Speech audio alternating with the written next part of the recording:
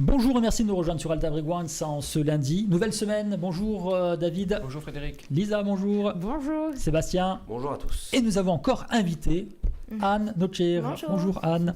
Comme ça s'est bien passé la semaine dernière, on s'est dit allez hop, on remet ça avec Anne. Il va y avoir de la castagne aujourd'hui. On va donc passer cette nouvelle semaine ensemble et effectivement on va parler de la châtaigne. Alors on a parlé du raisin porté par les Grecs et les Romains dans l'Antiquité en Corse. Ben là la châtaigne, c'est encore un produit porté beaucoup plus tardivement mais qui a nourri la Corse pendant des siècles, avec les Génois notamment, la Corse génoise. Et présent depuis longtemps, et c'est un symbole, c'était comme le pain ici. Et c'est pour ça qu'on a... on disait l'arbre à pain. Mais c'est pour ça qu'on a en fait un nombre important de châtaigneraies à l'abandon qui sont devenues des forêts finalement. Des forêts de châtaigniers, mais c'était des vergers. Et la majeure partie de ces vergers sont abandonnés. Et c'est cet abandon qui a permis le développement de certaines maladies. Et là maintenant, on va faire une petite parenthèse pour parler de la maladie qui touche les castaigniculteurs, pratiquement sur toute la Corse, le cynips.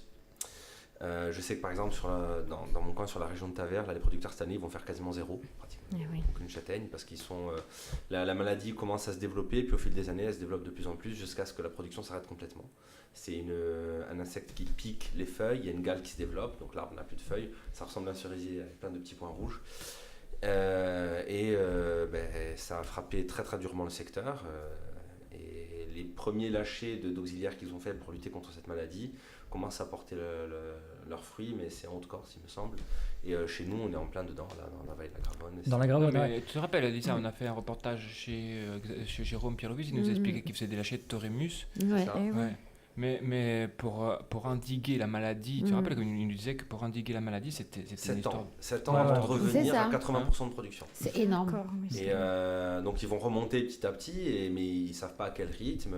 Apparemment l'auxiliaire se développe plus vite que prévu, mais c'est très long et donc ils doivent traverser une période où ils auront zéro production. Ce qui explique le prix cher de la farine de châtaigne en ce moment. C'est comme le safran. C'est ce que nous expliquait d'ailleurs Jérôme Pierre-Louis l'année dernière, où ils avaient introduit ce fameux insecte. Effectivement, c'est long. Donc bon, comme tu l'as dit, Sébastien, la châtaigne, l'arbre à pain a nourri la Corse pendant des siècles. À la limite, même si c'est très triste pour les castaigniculteurs, il vaut mieux que ça arrive maintenant, que ça s'est arrivé par exemple au XVIe ou XVIIe siècle, ça aurait été un drame horrible pour la Corse. Non, mais on n'a pas pu déceler ce problème à la base. En fait, ça provient probablement... c'est pas venu du jour au lendemain. Ça provient d'importation de plants à la base qui venaient de Chine, ça a frappé l'Italie. C'est-à-dire que quand ils ont replanté des plants... Dans une économie mondialisée avec les transports qu'il y a, ça devient très difficile de se protéger des maladies. Les maladies, elles prennent le bateau, elles prennent l'avion comme nous. Si c'est des insectes qui les transportent, si c'est des insectes directement, ils voyagent aussi, soit ils voyagent avec les plants, soit ils peuvent voyager par d'autres moyens. Si c'est des maladies qui sont dans les plants, on transporte des plants, on en introduit, parfois à raison, parfois à tort. Et c'est compliqué, hein. Le volume de transport qu'on a, le volume qu'il y a de nos jours, ça... Mais il y a des services vétérinaires pour ça, non ? Comment ça se passe ? C'est pas des services qui contrôlent comment tu veux contrôler ça ? Oui, il doit en avoir normalement, mais c'est tellement immense. Contrôle ça ? Je sais pas qui c'est. J'imagine le nombre de personnes qui arrivent tous les ans en Corse, le nombre de bateaux, le nombre de containers qui sont déchargés. On peut pas tout contrôler. Tu peux pas tout contrôler. C'est impossible. À Taverne, il y a des châtaigniers. Tu en as toi sur ton terrain Alors moi je suis à la limite basse, il y en a quelques-uns, mais les châtaigneraies sont plus hauts. Oui, il y en a. Pas là où je suis, moi je suis dans la plaine justement, il n'y en a quasiment pas. Ouais. C'était plutôt de la culture historiquement de la culture de céréales, là où je suis parce que c'est plat.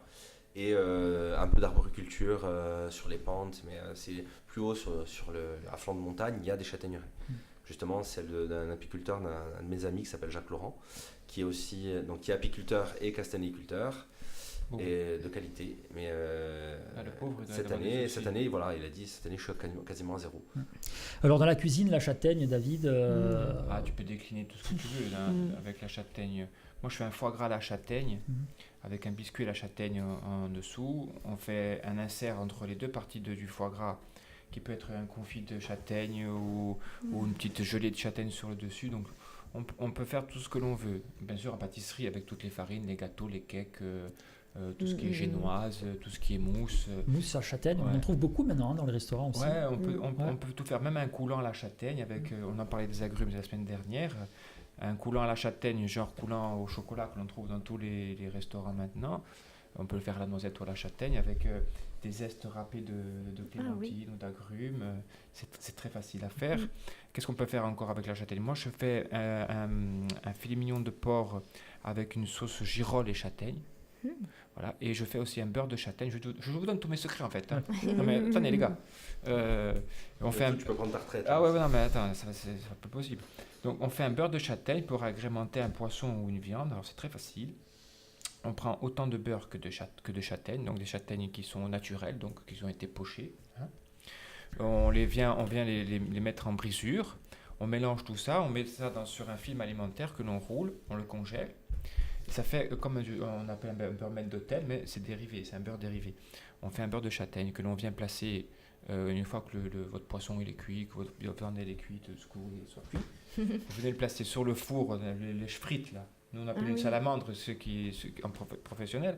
Et ça vient le gratiner, le beurre s'en va, il reste que la châtaigne dessus qui est croustillante sur le poisson, sur la viande. Alors moi je sais que quand il y a les châtaignes, j'aime les faire griller, les faire même bouillis, et j'en mange beaucoup à chaque fois, Lisa. Je sais pas si c'est bon. Apparemment je digère bien, mais ça y va. Hein. Ouais. Quand on met le nez dedans, quand la saison commence, c'est fini. Alors la farine de châtaigne, c'est bien pour les gens qui sont intolérants au gluten. Voilà, pour faire des gâteaux, tout ça. Alors, Frédéric, 50 grammes de châtaigne, c'est environ 100 calories. Ouh. Ça fait un peu mal quand même. Mais si on consomme 5 fois à peu près 30 grammes par semaine, donc c'est pas mal, ça a plein de vertus. Je vais te les donner, comme ça tu vas déculpabiliser des calories. Oui, c'est bien. Ça éloigne les risques de maladies cardiovasculaires, de diabète. Il y a aussi d'autres études qui ont observé une diminution des risques de calcul biliaire, cancer du côlon chez la femme aussi.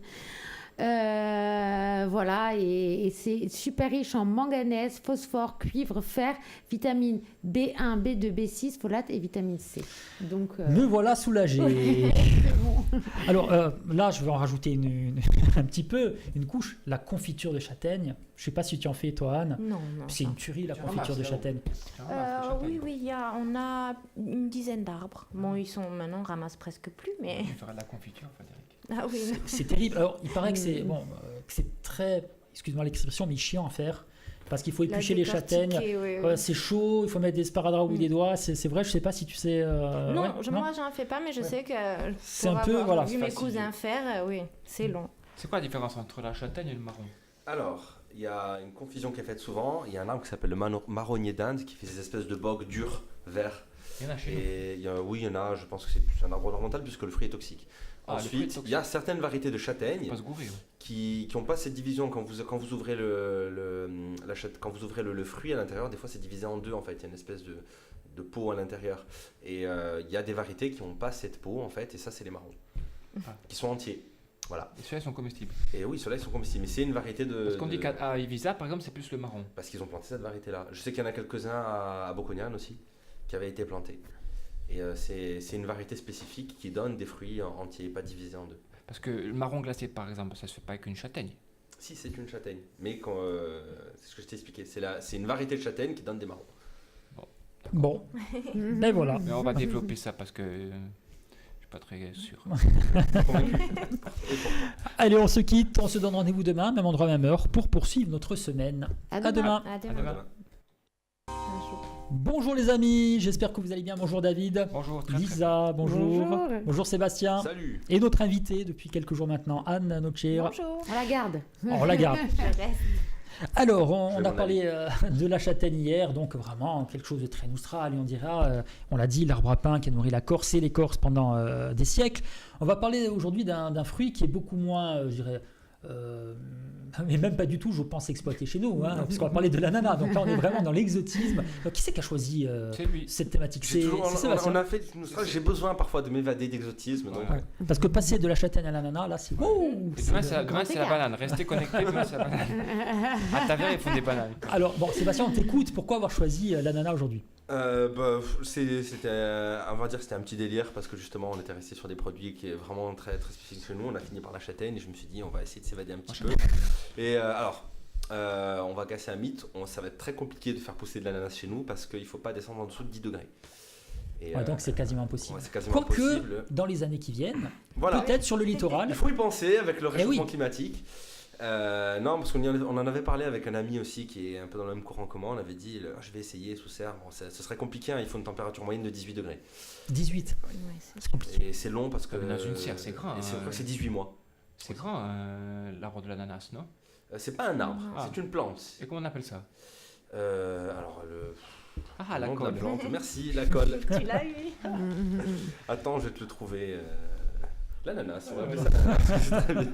Non, c'est une plante. C'est une plante et donc qui est très longue à pousser, mais on peut quand même la cultiver. Alors, Et au bout, il y a l'ananas. Voilà. Et on peut, cette espèce de petit plumeau de feuilles, on peut le prendre. Alors il y a deux techniques, soit on le met dans l'eau, ça va faire des racines, on peut le replanter et le garder en pot à la maison bien sûr, parce que ça ne supportera pas le froid. Et soit on le met directement en terre, on garde du terreau humide et ça va faire des racines au bout d'un moment. Et si on a de la chance, qu'on est vraiment en bord de mer, très bien exposé avec beaucoup de chaleur, ça peut refaire un fruit dans le pot. Et sous serre, non, c'est pas possible non plus. C'est toujours pareil, c'est comment tu maintiens sous serre cette température de 18 degrés en moyenne, c'est très compliqué. Ça fait pas avant de l'ananas. Non, c'est trop froid. Et on ne sait pas d'où ça vient. Alors moi j'imagine Amérique du Sud. Les Caraïbes, voilà, ces premiers explorateurs, c'est ça. Paraguay, au Brésil, il y en a au Costa Rica, ils font des ananas bio qui sont très très bons. Alors imaginons, parce que l'ananas c'est un fruit quand même qui est délicieux, imaginons ces premiers explorateurs qui arrivent d'Amérique du Sud, qui trouvent l'ananas pour la première fois, qui le coupent d'un coup de sabre et qui le goûtent. Ça a dû être quand même quelque chose d'assez extraordinaire. C'est comme la noix de coco, tu te demandes comment ils ont pu penser... Oh, il y en a une qui a dû tomber, se casser. Je pense qu'ils ont été invités par les locaux à manger et que leur ont servi ça. Ils ont dû être très surpris par ces saveurs, je pense. Ah ouais, l'ananas. Alors il y en a plusieurs variétés d'ananas. Il y a plusieurs variétés. Moi, ma préférée, il est connu, c'est le Victoria.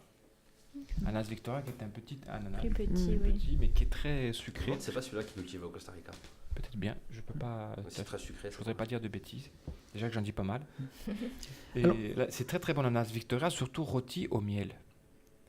Ouais, j'adore ça. Alors moi j'avoue que je connais pas grand chose sur l'ananas, Lisa, mais j'ai l'impression que d'après moi ça doit être bourré de vitamines ce truc. Est-ce que je me trompe?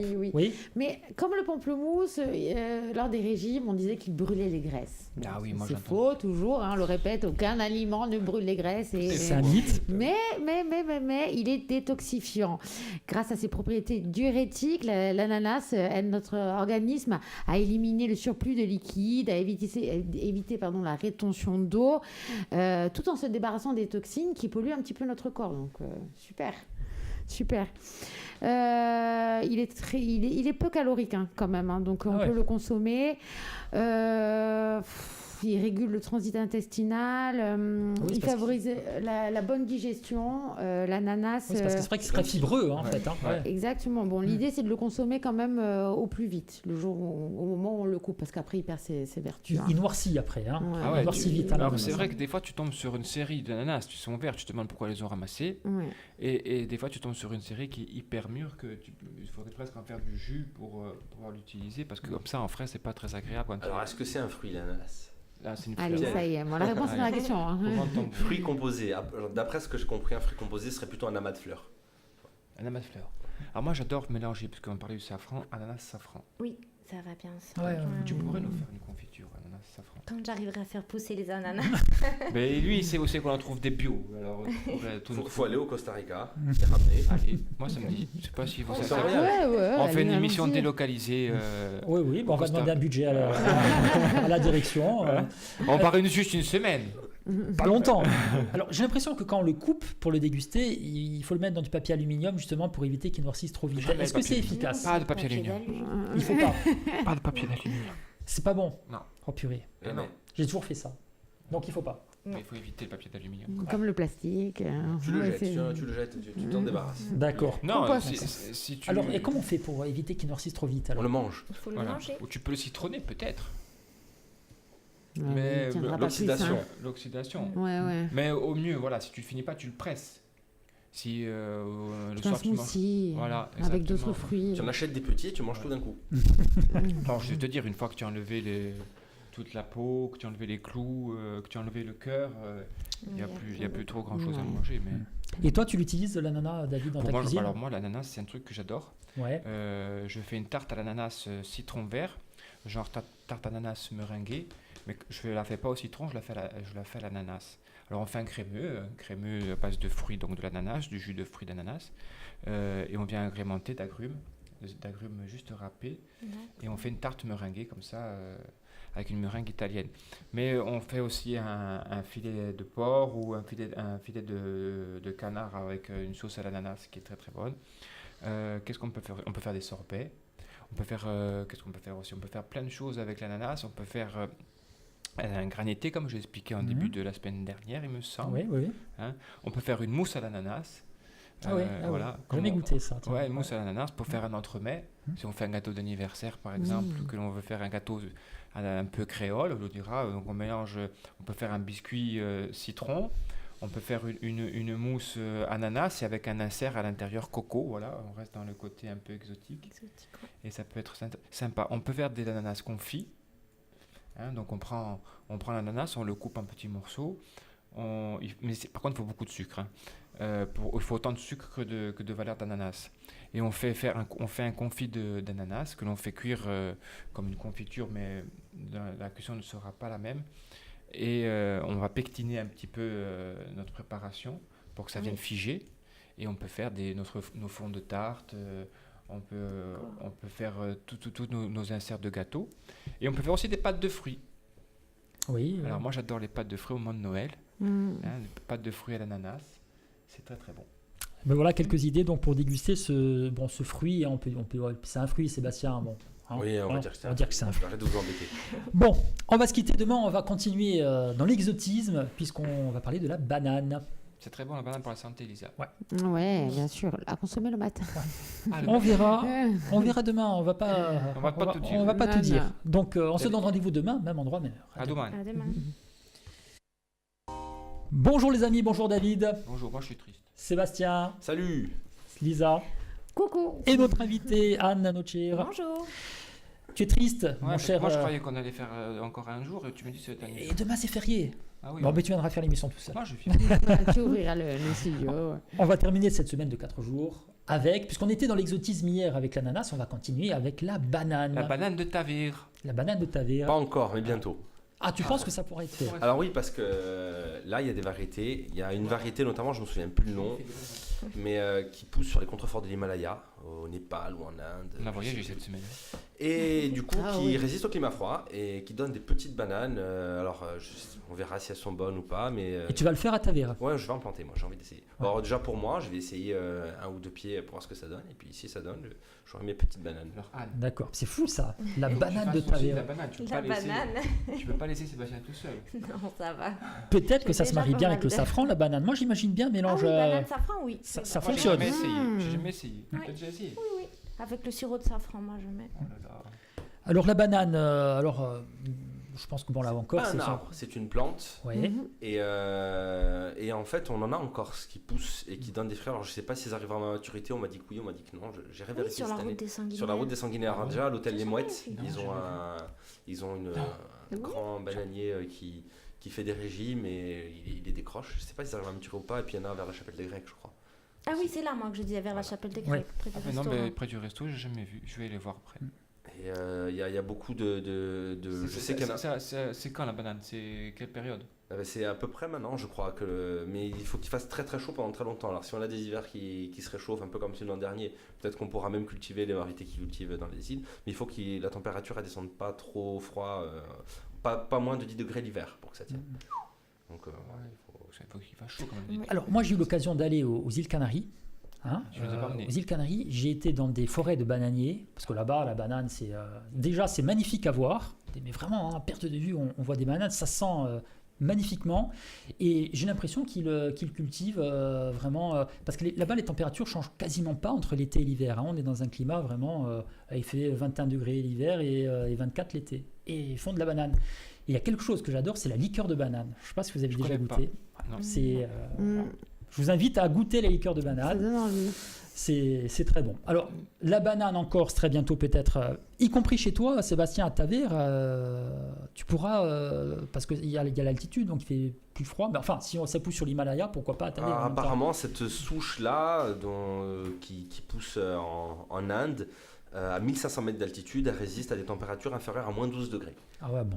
On va être tranquille. Et après, il y a des bananiers en ornemental qui peuvent se cultiver en pot même, ce qui donne des arbustes, des plantes de 2 mètres de haut. Et c'est très beau, moi, je trouve, comme plante. Oui, c'est bon. Effectivement. Pour la santé, alors on imagine la banane, souvent on voit des sportifs, ils font un match de tennis, entre 2 sets ils mangent une banane, je pense que c'est étudié, ils savent ce qu'ils font. Quoi. Les 2 meilleurs moments pour consommer une banane, c'est le matin, au petit déjeuner, et à 4 heures pour se donner un coup de boost. On évite le soir, la banane. Le matin, moi ce que je fais, c'est lait d'amande banane, des petits smoothies comme ça qui donnent du boost. Après... on est pareil pour faire du sport. Alors après, d'autres vertus de la banane, elle est riche en potassium, donc c'est bon pour le stress et pour la concentration. Vitamine B, donc ça régulerait la nervosité. Après. Riche en fer, donc voilà. Ça aurait pour vertu d'être très bonne pour les gueules de bois. Ah oui. Ouais. Ah mais ça c'est bon à savoir. Après la liqueur de banane, tu manges la banane. Voilà, exactement. Parce que les liqueurs de banane, attention, ça envoie. Attention. Oui. Ce qui est bien aussi pour les femmes, c'est... Ah oui, bien sûr, il y a du potassium. Et ce qui est bien, c'est... Voilà, là, je perds mes mots aujourd'hui, ça y est, complètement. Pour les nausées matinales de femmes enceintes. Ah d'accord. Ah ouais. Ouais. Et ça se digère facilement, la banane non, il n'y a pas de souci. Non, il n'y a pas de souci. Alors moi j'avais entendu dire que la façon qu'on avait de les consommer nous, c'est-à-dire bien un peu dures et un peu blanches, on les mangeait pas vraiment mûres. Normalement la maturité du fruit c'était quand il était un peu noir et mou. Ouais. Ah oui. Moi je peste souvent contre les primeurs parce que les bananes des fois elles arrivent vertes. Et même sur les étals, tu as vu? Oui, souvent. Souvent, tu trouves... Comment? Mais pourquoi bon, tu vas me dire, le transport... S'ils les font partir à maturité, ça arrive pourri chez nous, j'ai l'impression. D'accord, mais vertes, elles arrivent vertes ici. Il y a peut-être un juste milieu, non? Je sais pas. Non? Question. Ouais, parce alors, que c'est immangeable. Est-ce qu'une fois qu'on l'achète, est-ce que ça mûrit vite? Voilà, il ne faut pas le mettre au frigo, mais c'est un fruit qui mûrit quand même, qui continue de mûrir. Des pommes dans un sachet. Ouais. L'éthylène des pommes, même si tu ne mets pas le sachet, je crois, non? Oui, même sans sachet, ouais. Moi, c'est un fruit que j'adore, la banane. Mais quand j'étais petit, ma maman me faisait des bananes écrasées avec du sucre. Ouais. Alors, moi, quand j'étais gamin, David, je vais te surprendre là. Je faisais des crêpes aux bananes flambées. Ah, c'est une tuerie. Banane flambée, je ne sais pas si tu en fais toi au bistroté, à la trouver. Banane flambée, c'est mon exercice de CAP d'hôtellerie. D'accord. Ouais. Avec un bon rhum qui fouette bien. Alors, il faut donc un bon rhum, comme tu dis. Ouais. Il faut alors, c'est comme ça qu'on fait quand on est au lycée hôtelier. Banane, donc on épluche la banane, on la coupe en deux. Il faut gratter des morceaux de sucre sur une orange et sur un citron pour faire après le caramel citronné qui vient napper une fois que c'est flambé, qui vient napper. C'est très très bon, tu as raison. Alors moi, tout simplement, je la coupe en deux, je la mets dans le sucre. Ouais. Je fais revenir avec du beurre, je mets dans la poêle. Oh là là. Après, je mets le rhum et je mets l'allumette. Voilà, et ça flambe. Et c'est bon. Ah ouais, c'est pas la peine d'en faire plus finalement. Mais tu faisais à quel âge, toi? Explique-moi une dizaine d'années. Avec le rhum. Non, mais avec ma maman derrière qui surveillait. Non, avec ma maman derrière qui surveillait. Traçade de rhum au passage. Mais ouais, quand même pas. Mais par contre, c'est vrai que c'est un dessert qu'on trouve peu dans les cartes au restaurant et je trouve ça c'était dans les grands restaurants qu'on faisait ça. Devant les clients, on faisait des crêpes Suzette. On faisait des bananes flambées, on te coupait ton orange devant avec les couteaux et les fourchettes. On apprenait ça avant à l'école. Je ne sais plus si maintenant on les apprend. On apprend à faire ça. On t'épluchait la pomme avec une fourchette et un couteau. C'était magnifique. Mais c'est vrai qu'avant on le faisait. Maintenant, je pense qu'on ne le fait plus. Je ne vois plus dans les restaurants le chariot avec le chauffe-plat et les poêles en cuivre avec cette façon de faire qui était une façon de recevoir à la française, on disait. C'est fait. D'accord. Alors on verra dans l'avenir si on aura des bananes en Corse, peut-être donc avec Sébastien et d'autres. De toute façon, si Sébastien le fait, on est obligé de le faire. Ouais. Mais avec le safran, on l'a dit, ça pourrait faire un beau mélange. On pourrait imaginer une collaboration entre les deux pour fabriquer des produits. Mais déjà une collaboration. On ne croit pas qu'il n'y a pas de collaboration entre les deux. On ne croit pas. On a des accords là en secret. Non, mais il y a un échange. Mais ce qui est sûr, c'est que le changement climatique, malheureusement, il y est. Donc on parle d'1 degré, 1,5 degré peut-être 2 d'ici la fin du siècle. Bon, d'un côté, c'est dramatique, quoi qu'il en soit. Mais Sébastien, on va faire d'ici la fin du siècle de nouveaux fruits et légumes. Encore, c'est incontournable. Soit on va s'en aller, soit on va s'adapter. Donc je préfère qu'on s'adapte. Oui. Mais le réchauffement climatique, il a une incidence énorme sur les oliviers. La mouche de l'olive. La mouche était présente, elle a toujours été présente. Avant, ils triaient les olives. Mais je pense que quand les températures augmentent sur des périodes plus longues, les périodes où les parasites peuvent se reproduire sont plus longues. Et du coup, il y a une pression des parasites qui est plus importante. Donc ça va monter vers le nord, tout ça. On pourra faire de l'olive en Alsace. C'est pas un cycle, hein, parce qu'autant c'est juste un cycle. Bien entendu. Eh bien, on a terminé notre semaine de 4 jours, puisqu'on l'a dit, c'est férié demain. À très bientôt, Anne. Merci d'être venu nous voir. Merci. Bien, nous, on se retrouve la semaine prochaine. Lisa, Sébastien. Au revoir. David. À la semaine prochaine. Bon week-end. À bientôt.